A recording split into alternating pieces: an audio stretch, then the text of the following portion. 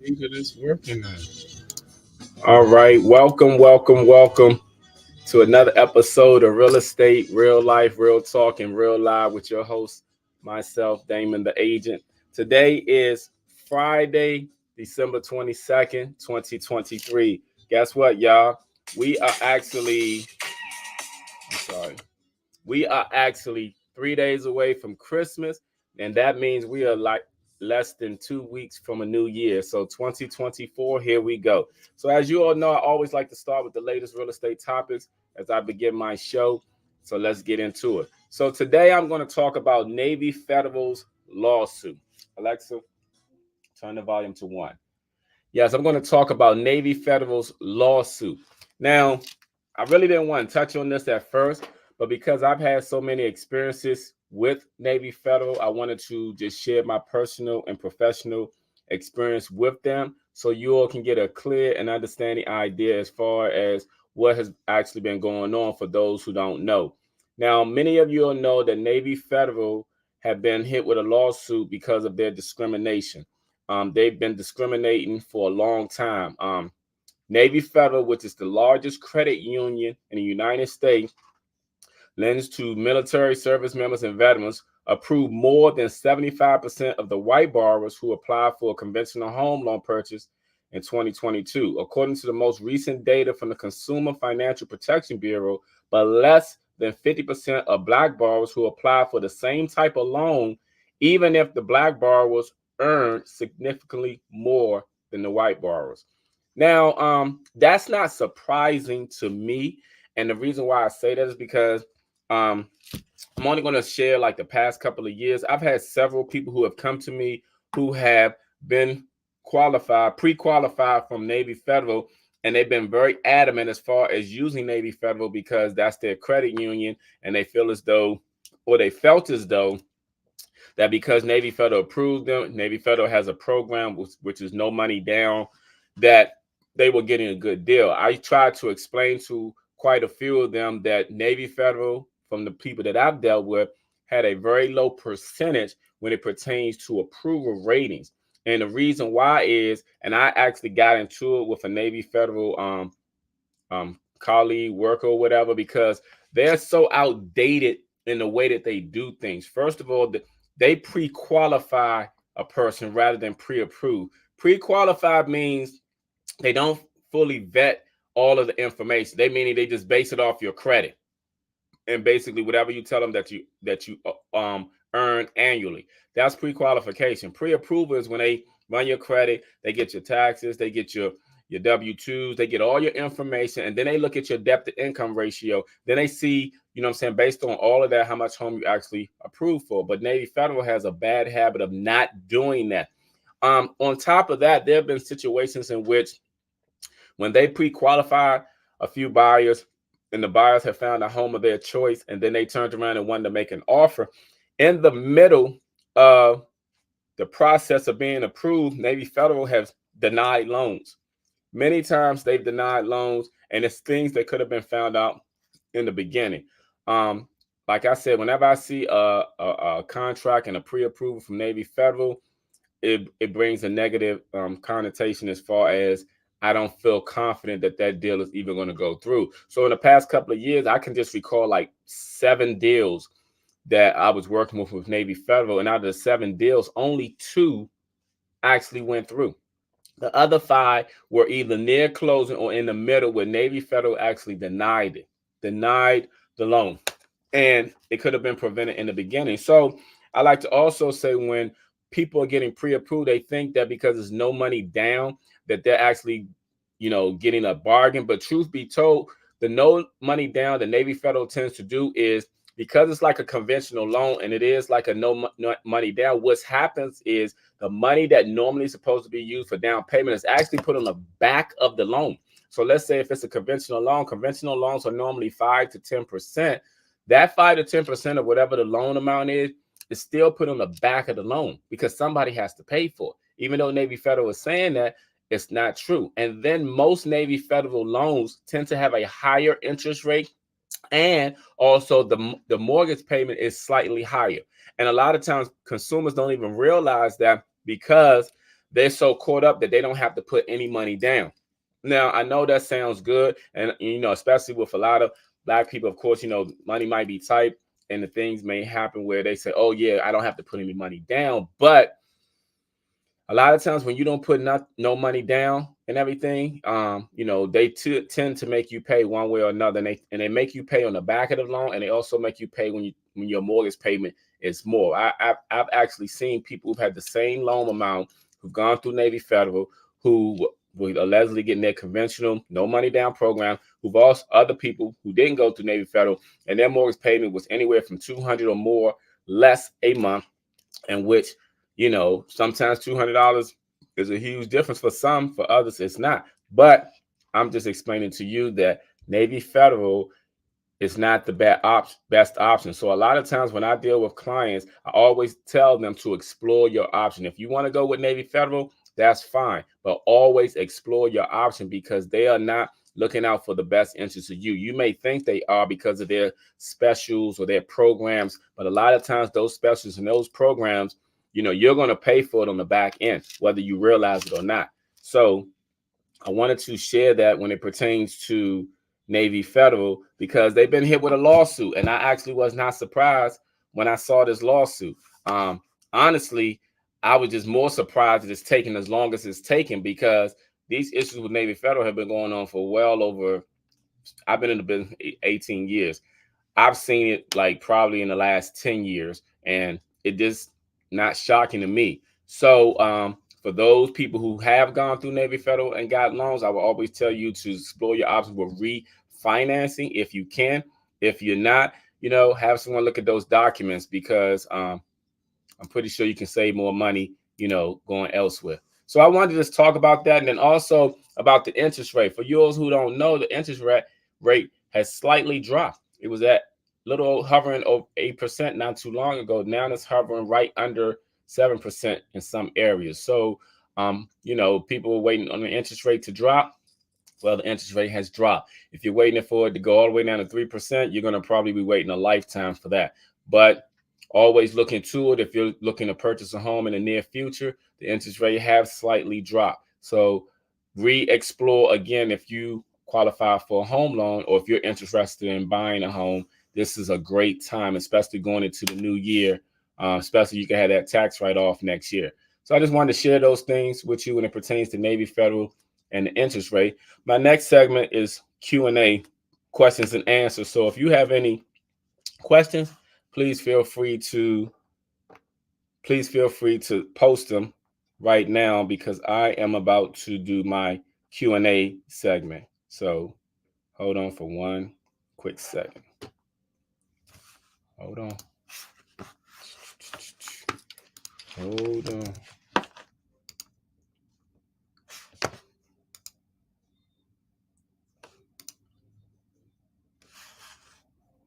my goodness. I thought I was.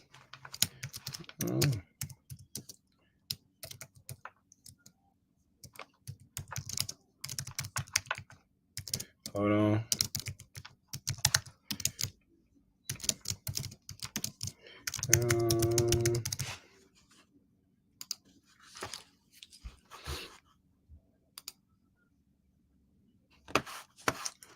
Oh my God. I am live. Yes, I am live. All right, let me go into my segment right now.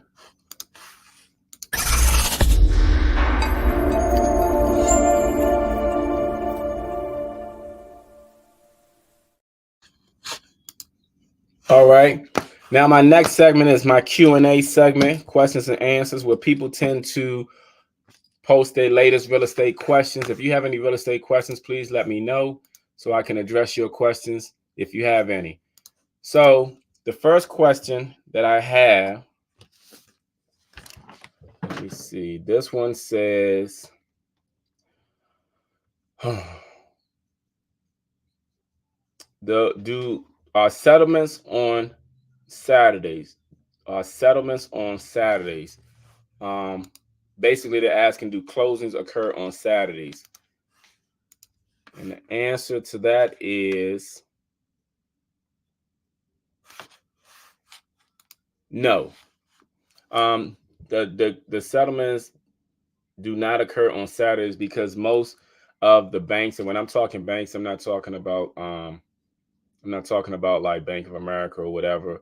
I'm talking about most of the mortgage companies do not operate on the weekends. And when it pertains to the transfer from a buyer to a seller, and then also establishing a new mortgage, normally during business hours through Monday through Friday is when settlements occur. Settlements can occur outside of those times and date, but it's not going to be get recorded until the next business day if it is outside the typical 9 to 5 hours.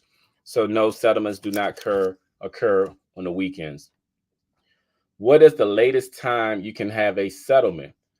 You can have a settlement anytime, but during banking hours is normally when settlement occurs. Most settlements occur between 9 a.m.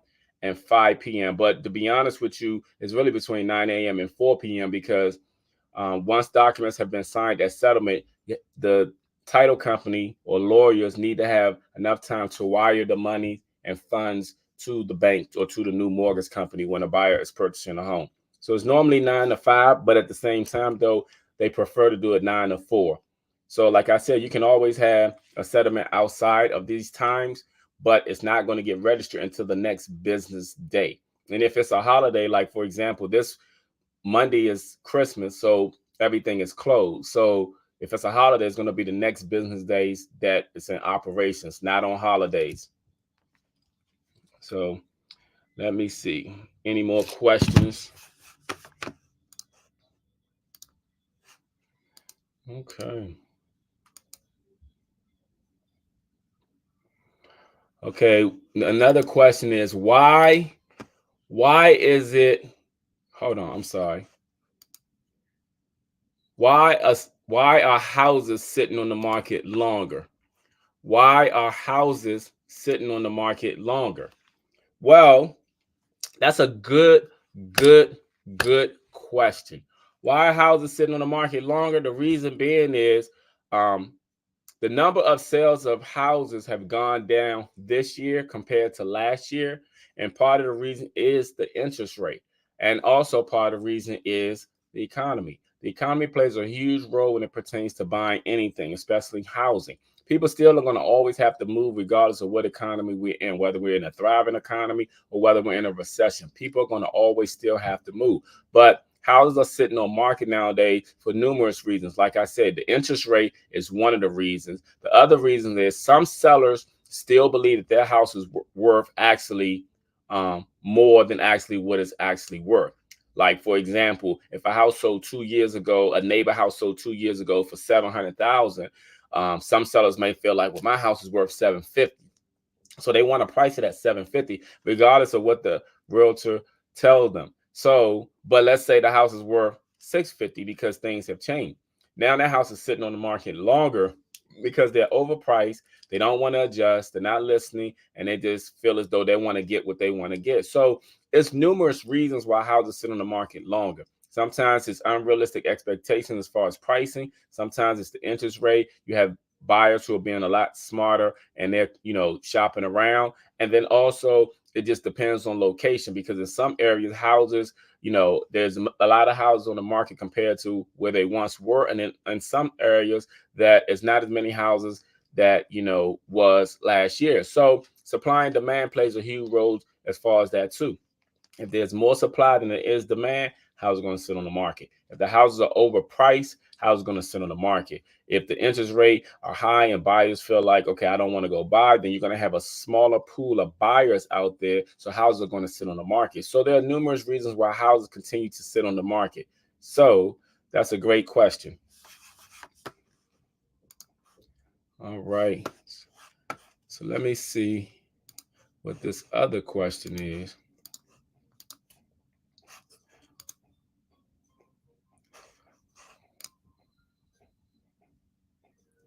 Okay, someone just asked, can I work with two agents?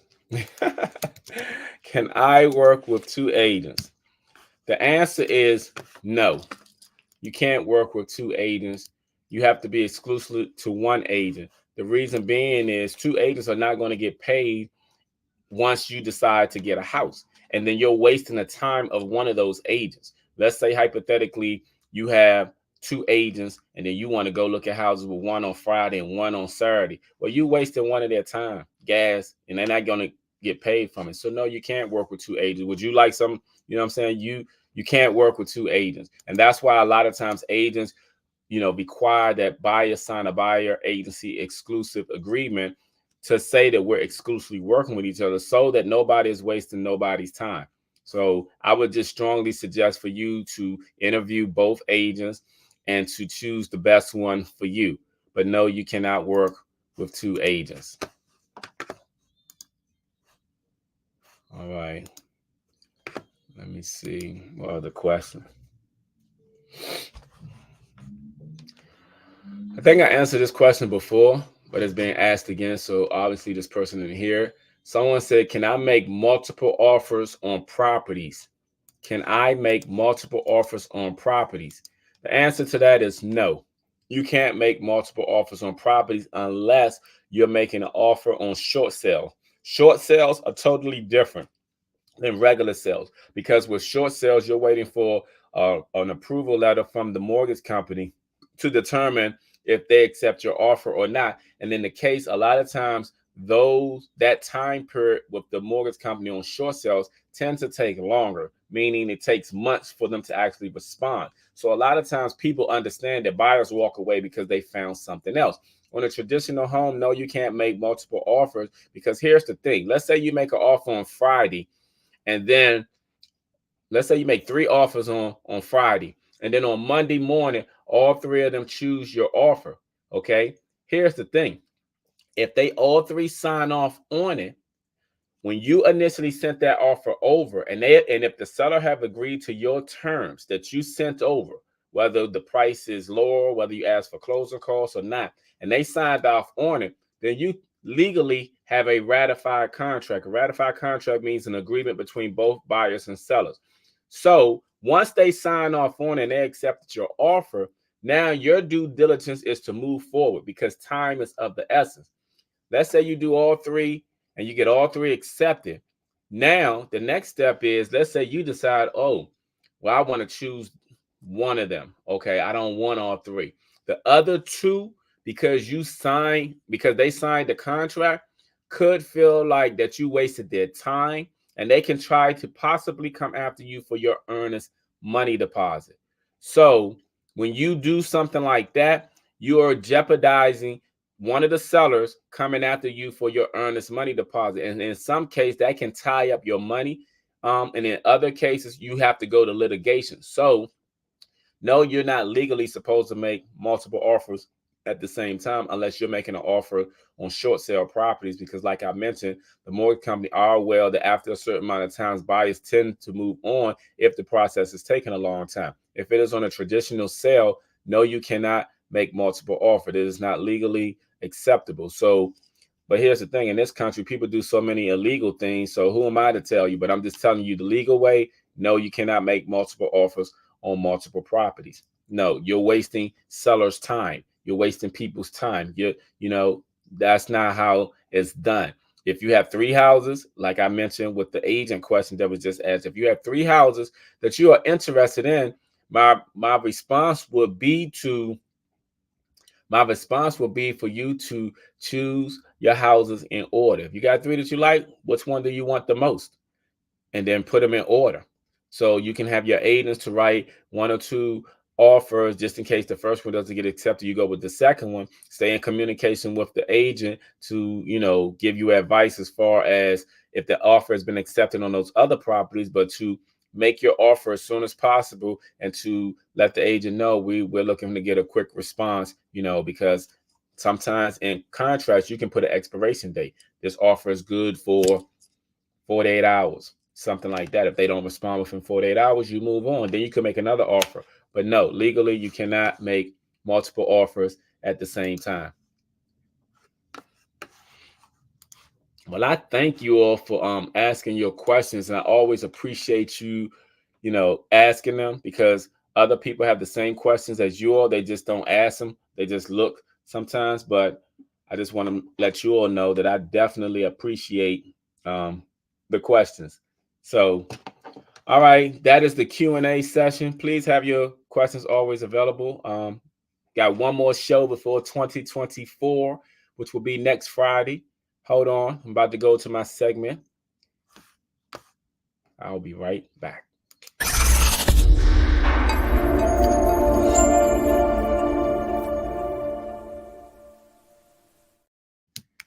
Okay, people. My topic of today is called forgiveness. Now, I know I briefly talked about this before, but I just want to talk about it again. The reason why I want to talk about it again, because so many people out there are blocking their blessings and they don't even realize it. People are mad at their siblings.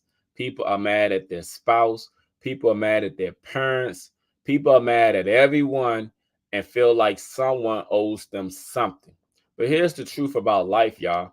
No one owes you anything. You know, the moment that you came into this world, and especially once you became an adult, no one owes you anything. You owe yourself everything. Don't get me wrong. There are situations and experiences with parents, with siblings that make us not like them as much, because even though we might have bad experiences with our parents, they're still our parents. You know, in the Bible, it says we're supposed to honor thy mother and father. And honestly, that's one of the 10 commandments. Honor thy mother and father so your days will be long. And what that basically means is you have to respect them. No one said you had to like them, but you have to respect them. Respect them means being respectful, you know, not cursing them out, not talking to them like they're one of your peers. Respect means looking out for them when you can. You know, respect is not, oh, you know, he ain't never did nothing for me, so I don't care if he died, you know, stuff like that. I mean, you know, that's harsh and everything. And I understand that's hurtful. It comes from a place of hurt with a lot of people. But here's the thing about so many people in the world is, you know, we're all dealing with something. There's so many people who've dealt with trauma in their lives that had never been dealt with in so many ways. And when I say that, I'm meaning like we don't seek therapy or counseling like we should. We think we just want to deal with it. We're going to go to sleep. Some people go drink alcohols, others, you know, use drugs, and then they feel like, oh, after they, you know, get that feeling, that everything's going to be okay. But truth be told, it's never okay, because it's going to come out in your behavior one way or another. If you don't like your spouse, I mean, I'm sorry, not spouse, well, even with your spouse, but let's say you don't like your sibling, for example, it's going to come out at family gatherings, family cookout, family reunion, Thanksgiving. It's going to come out. If you don't like your parents, especially when you become an adult, you're not going to be in contact with them.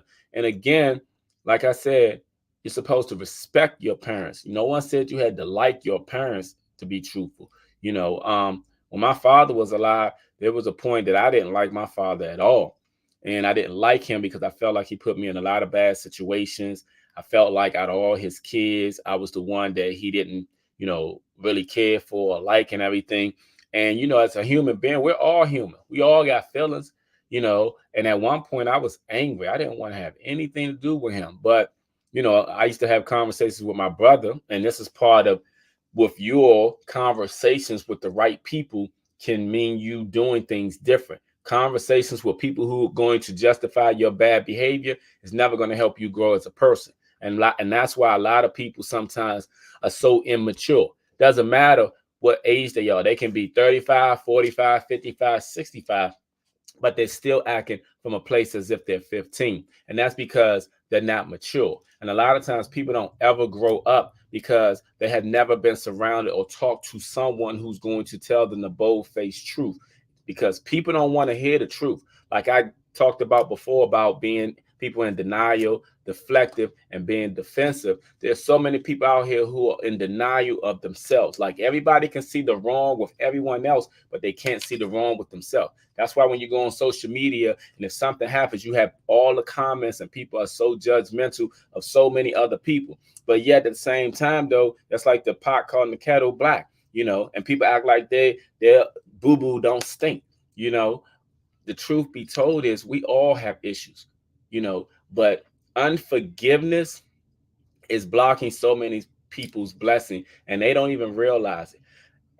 Sometimes, and I want people to think about this. Have you ever realized in your life you are at a certain point and you wonder why you can't go forward? You wonder why you haven't thrived. In some cases, you'll only survive. You're not understanding. You can't move forward.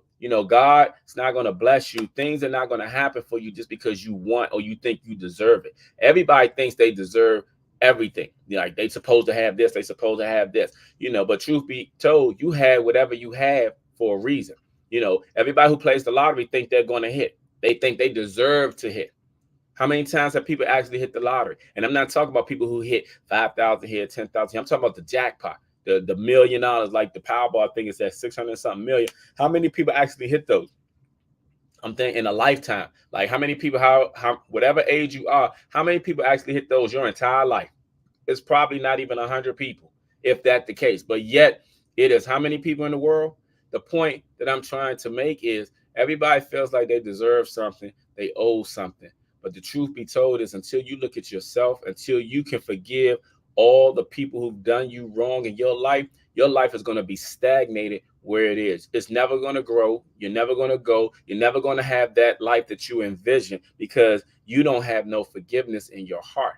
And that is what is preventing you from having the life that you envision. The hatred that you may have for your sister, the hatred that you might have for your father, even some parents, the hatred that you have for your kids is preventing you from moving forward. And sometimes when people get sick in their bodies, what they fail to realize is that's just the poisoning seeping out of their heart into their body. And that's part of the reason why so many people sometimes get sick, because in their life, they didn't forgive their sibling. They didn't forgive their parents. They didn't forgive somebody who rightfully did them wrong. We've all been done wrong, especially as Black people. We've been done wrong since slavery, but then even though we was done wrong, we don't have forgiveness in our heart because we think we better. See, the problem is with some of us, we feel as though that, oh, I'm doing good and I want them to do good, but I don't want them to do better than me.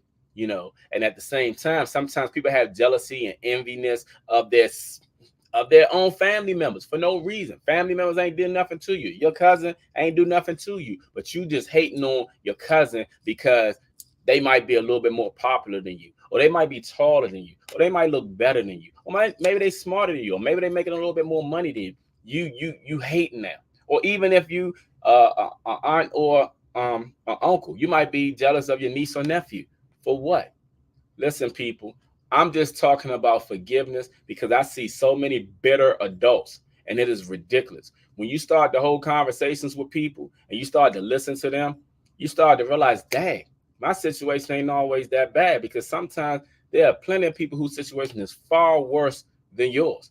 But until you grow up and mature and identify what's going on with you and learn to forgive, like I mentioned before, your life will not take off. See, you're going to continue to survive, but don't you want to thrive? It's a difference when you're thriving and when you're surviving. Surviving is just maintaining. Thriving is enjoying the life that you design and the life that you dream about. But for many people, unfortunately, those dreams are only going to be a dream. While you're going to look on Instagram and all these other places and see other people living a reality and living a life that you feel like you deserve, but you're never going to get because of what's in your heart. See, the heart tells all. And that's what I want to say about forgiveness. So I want to thank you all for always joining me each and every Friday. Please follow me on all social media platforms. It is /Damon the Agent. If you have any real estate needs in DC, Maryland, or Virginia, hey, I'm going on 19 years of doing this, and I think I do a very good job. So please look into my website, DamonTheAgent.com. My number is 202-618-1382 if you need to reach out to me. Other than that, I appreciate you all. I thank you all for always coming through to see me on Fridays at 12 noon. I know time is, everybody's time is priceless and we can't get time back. So I thank you all for spending time with me while I give you all the latest real estate news, talk about what's going on in real life. My talks are always real talk, and I'm coming to you real live. Thank you all. I will see you next Friday at 12:30. You all have a great weekend, and I shall see you soon.